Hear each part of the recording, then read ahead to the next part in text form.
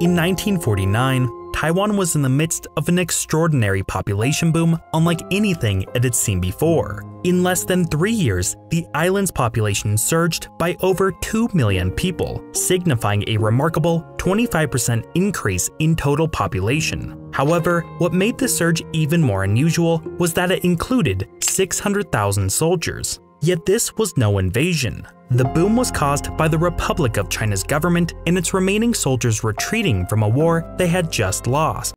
Yet today, Taiwan stands as one of the most developed countries on Earth. Its median wealth per adult is surpassed in Asia only by Japan, while it outperforms economic powerhouses like Germany and even the United States. Its people are among the most educated, its government is among the most democratic, and its industries dominate the global economy in seemingly impossible ways. Just a single company, Foxconn, is speculated to produce 40% of the world's consumer electronics, and up until recently, 80% of all iPhones. Moreover, the country maintains a near monopoly on the manufacturing of semiconductors, a crucial component that powers everything in the modern world, from guided missiles to modern cars, and even the device you are using to watch this very video. From a colony of a militaristic empire to a thriving democracy, and from a backwards agrarian society to a technological superpower, this is a remarkable story of Taiwan.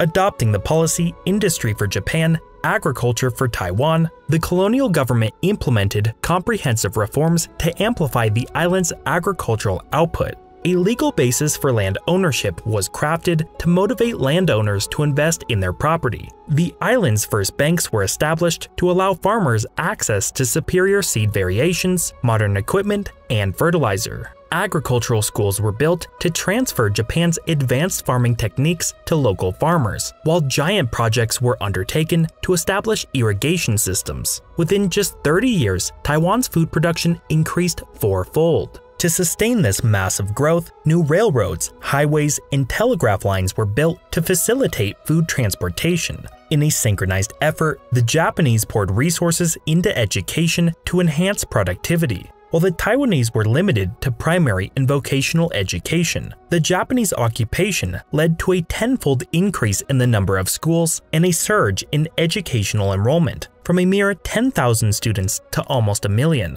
In 30 years, Taiwan transformed into precisely what the Japanese had envisioned, a fertile food basket that further bolstered Japan's industrialization efforts. However, by the early 1930s, the world took a turn for the worse. Faced with global economic recession and an increasingly militaristic outlook, the Japanese Empire embarked on its expansionist agenda. Given its strategic location, modern infrastructure, and educated workforce, Taiwan was handpicked as the new production base for military necessities. While the government helped to nurture tech giants, Taiwan's manufacturing networks had grown to outcompete the foreign electronics companies in the export processing zones. Initially starting out as component suppliers for foreign TV manufacturers, the networks by the 1980s had come to dominate the entire manufacturing chain due to their advantageous characteristics. And with the rise of personal computers, laptops, MP3 players, and eventually smartphones, all of which demanded yearly upgraded models at the lowest prices, the Taiwanese networks, combined with state-supported companies supplying the critical components, became global leaders in consumer electronics manufacturing. By the 1980s, Taiwan's economy seemed unstoppable. In 20 years, its economy had increased 6-fold. It was now a leading global manufacturer for cheap and high-tech products. As wages increased, manufacturers increasingly found it difficult to make a profit, a problem that was about to suddenly become much worse. On September 22, 1985, the Plaza Accord was signed by Germany, France, the United Kingdom, Japan, and the United States. Troubled by a ballooning trade deficit, the United States had negotiated the devaluing of the US dollar against the other major currencies. In theory, this would boost US exports, revitalize manufacturing, and fix the deficit. Despite not signing the original agreement, Taiwan was all but forced by the United States to comply with the accord in 1987. In 2 years, the new Taiwan dollar increased in value by 50%. There was now only 3 options: either close down forever, upgrade to higher-end products or move to a country with lower labor costs. The last option was made possible due to the government finally letting go of authoritarianism. Indeed, Qin Kuo had been gradually loosening political controls while slowly opening the path toward democracy. Doing so was both out of pressure from growing Taiwanese movements against the government and in realizing that after losing international recognition in the United Nations, liberalizing the nation's politics would be critical for sustaining foreign support. In 1986, the first opposition party was allowed to be formed. Protests and free press were no longer forbidden, and in 1987, martial law was finally lifted after almost 4 decades. Now having the ability to freely travel and move money outside of Taiwan, an exodus began for labor-intensive manufacturing, and one location in particular loomed the most attractive yet scariest. China, having recently enacted reforms to grow its economy, began to actively court Taiwanese companies to invest in the country.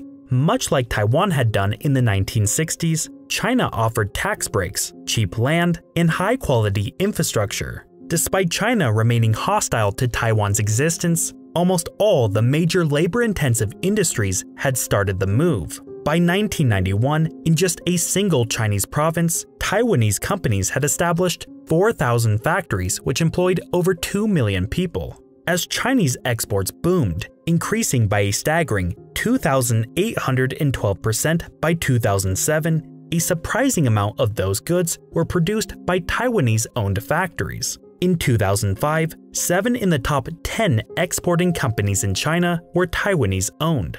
Taiwan's companies had facilitated China's rise to becoming the world's manufacturer, and in return, Taiwanese companies had grown larger than ever before. And despite headquarters, research and development departments, and capital-intensive manufacturing remaining in Taiwan, wages when adjusted for inflation have stagnated since 2000.